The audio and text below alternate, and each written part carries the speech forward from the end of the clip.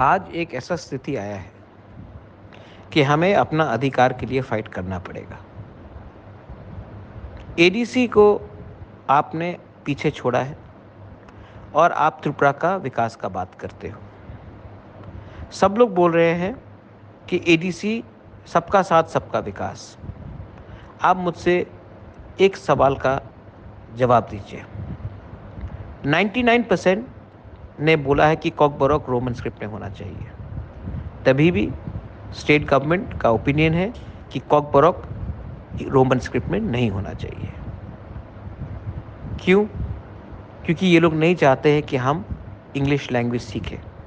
English language सीखने से कॉकबोरॉक में कल हमारा बच्चा लोग अच्छे स्कूल में जाएंगे, इंजीनियर बनेंगे, डॉक्टर बनेंगे, लॉयर बनेंगे और नॉर्थ ईस्ट से भी बाहर जाकर, जैसे मिज़ोरम, मेघालय, नागालैंड, वहाँ के बच्चे लोग भी जो बाहर जाकर उनको अच्छे तरीके से नौकरी मिलता है, अलग अलग सेक्टर्स में नौकरी मिलता है। लेकिन गवर्नमेंट ये बात मान नहीं रही है। एडीसी को ये लोग बोलते हैं कि सबका साथ सबका विकास।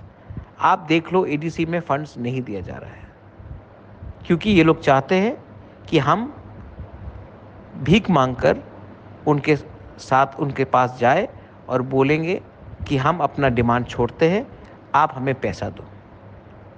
हम लोग गरीब हो सकते हैं, माइती प्रासा लोग, हम लोग गरीब हो सकते हैं, लेकिन हम लोग भिखारी नहीं हैं।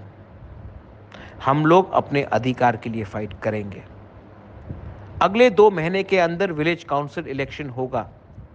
हाई कोर्ट में हमारा मामला दर्ज है और 20 तारीख को हाई कोर्ट अपना घोषणा देगा।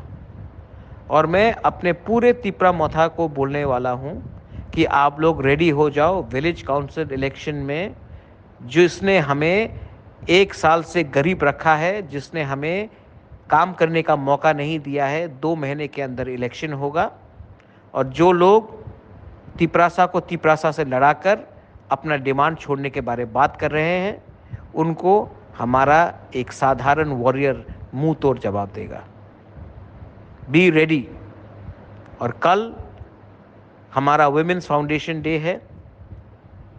आप लोग, बुरुई बदल लोग, सब जगह में जाइए और तिपरासा का थानसा को आगे रखिए। मैं आप सबको नमन करता हूँ, प्यार करता हूँ, आप सबका आशीर्वाद लेना चाहता हूँ और मैं आप सबको बोलना चाहता हूँ, बोबागरा इज़ रेडी। आप लोग भी रेडी हो जाइए।